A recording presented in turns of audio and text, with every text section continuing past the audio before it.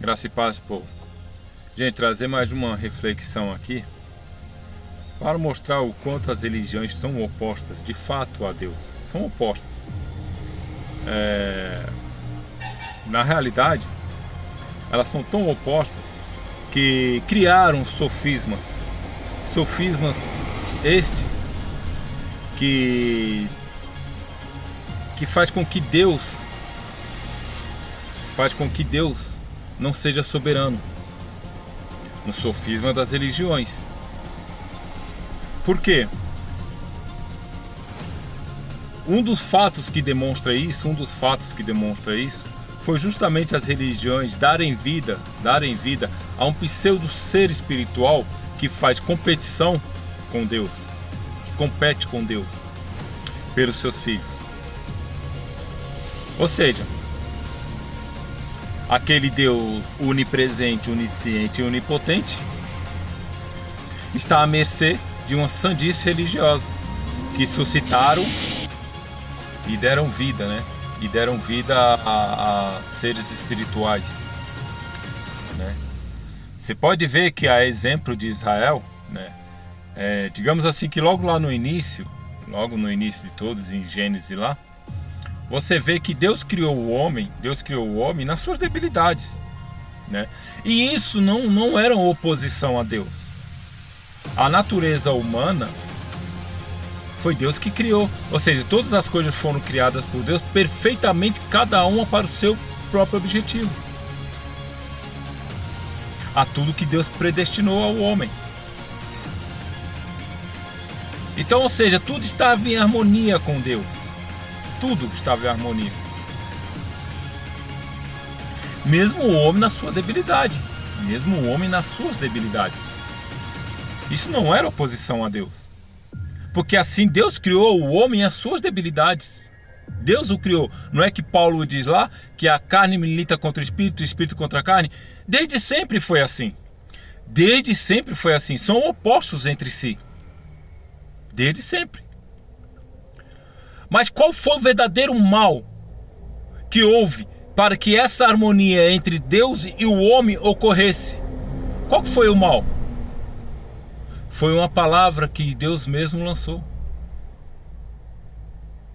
Para que o homem não comesse do fruto da árvore do conhecimento.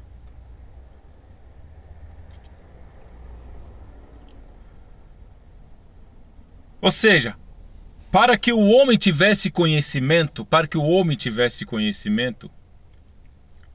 do que se diz respeito ao que é bom, o que é ruim, o que é luz, o que é trevas, o que é bom, o que é mal, através de uma coisa ruim que seria a transgressão daquilo que Deus falou, proibindo o homem, para lhe trazer conhecimento. Como é que você saberia do dia e à noite se só existisse um?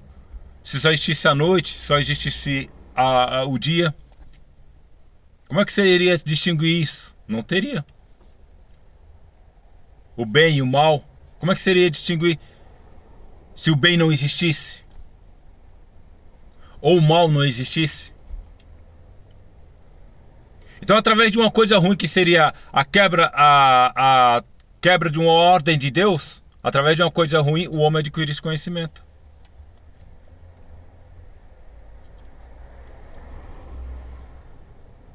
Então foi querer de Deus trazer o conhecimento ao homem. Só que para isso era necessário que o homem transgredisse aquilo que Deus disse. Uma ordem direta de Deus. Então o verdadeiro mal na vida do ser humano não é suas debilidades. Não é suas debilidades. Porque Deus está acima de tudo isso. Deus não pede o controle com seus filhos. Ele não pede controle por causa da debilidade humana, sendo que foi Ele quem a criou. Ele a projetou dessa forma.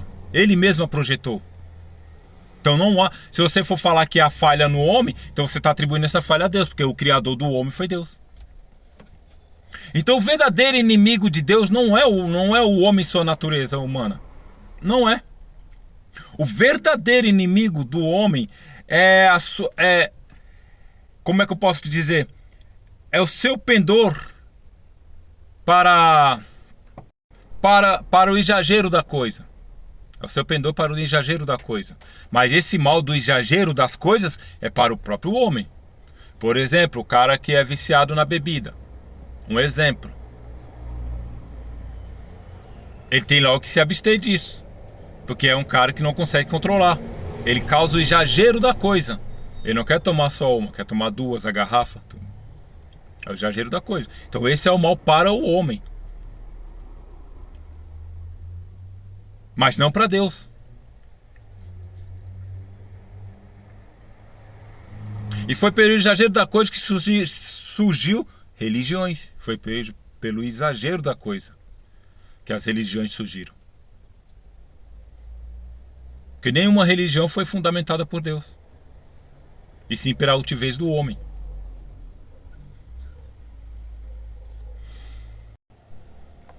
Ou seja, Deus não tem inimigos espiritual. Nunca teve. Isso são sandices religiosas. Pela altivez do homem, a falta de conhecimento levou o homem a suscitar seres espirituais, aos quais a própria palavra de Deus não dá vida. A exemplo de Israel. Lembra que antes de Israel se envolver com outros povos, o exílio da Babilônia, antes de Israel se envolver, Israel sempre teve a ciência de que não provém do Altíssimo tanto o bem quanto o mal. Tá vendo aí? Não provém do Altíssimo tanto o bem quanto o mal. E Deus diz: eu formo a luz e crio as trevas, faço a paz e crio o mal. Eu, o Senhor, faço todas essas coisas.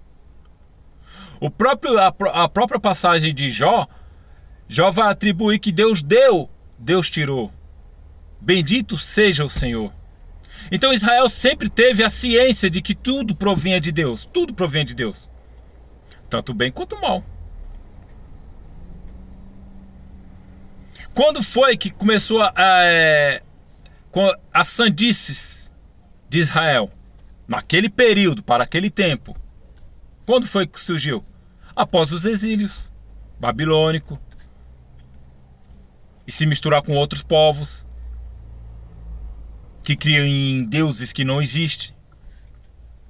Passaram aí a acreditar em um pseudo ser espiritual que arrancava as coisas, que tirava, que atacava. Tanto é que Israel, no tempo de Jesus, vai atribuir a Jesus ao Belzebu, o maioral dos demônios, né? De um ser espiritual.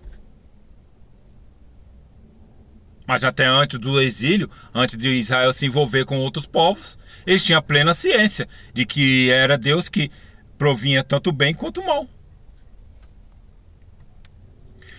Quando Deus tira o espírito dele de Saul, como diz a palavra lá, um espírito da parte desse quem? Deus.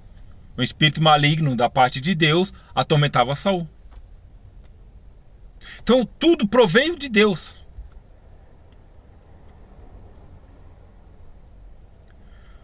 Mas pelas sandices religiosas e pela altivez do homem, passaram a atribuir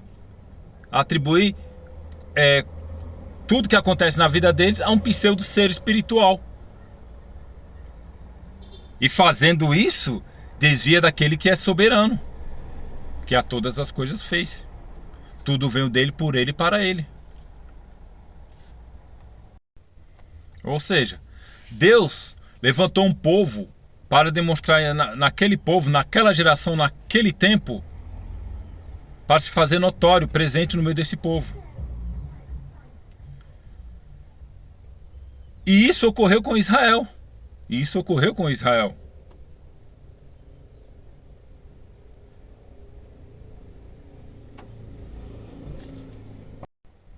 E aí Deus manda a lei para Israel. E a lei suscita a ira de Deus. Foi por isso que Deus disse que aquele povo não entraria no descanso. Porque a lei suscita a ira de Deus. Então o único inimigo que separava o homem e Deus era a lei. É por isso que fala que quem vos acusa é Moisés. É isso. Saiam da lei, gente. A graça está aí sobre tudo e todos.